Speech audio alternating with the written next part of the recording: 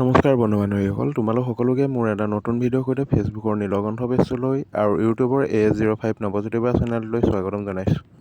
600 বছৰীয়া আহোম ৰাজত্বকালৰ স্মৃতি বিচাৰি আজি তোমালোকক লৈ যাম মই গোলাঘাট জিলাৰ দেৰগাঁও চহৰৰ পৰা পূব দিশত অৱস্থিত ঐতিহাসিক নেঘেৰিটিং শিৱদৌললৈ।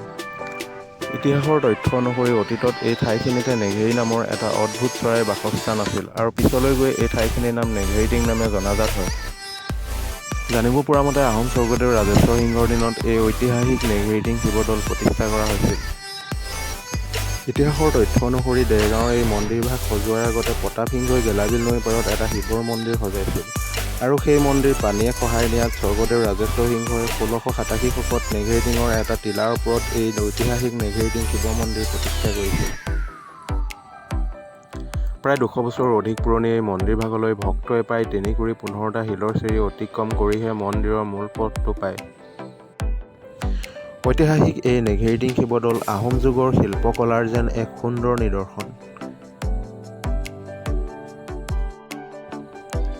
ইয়াৰ মূল দৌলভাগৰ চাৰিওফালে 4টাকৈ দৌল আছে, প্ৰতিটো দৌলৰে এটাকৈ বাটচৰা আছে। ইয়াৰ মূল দৌলভাগত বাণলিংগ প্ৰতিষ্ঠা কৰা হৈছে। এই লিংগটোৰ আকাৰ হৈছে 3 ফুট।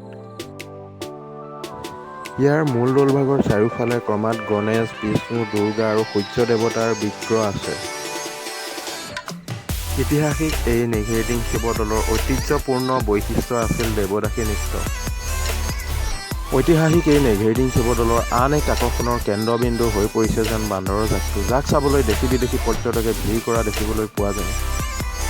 আশা কৰোঁ আজি ভিডিঅ'টো চাই নিশ্চয় সকলোৰে ভাল লাগিল। ভিডিঅ'টো চাই যদি ভাল লাগিল লাইক এটা দিবা, ভিডিঅ' বনোৱাৰ উৎসাহ যোগাবলৈ মোৰ চেনেলটো ছাবস্ক্ৰাইব কৰি ল'বা।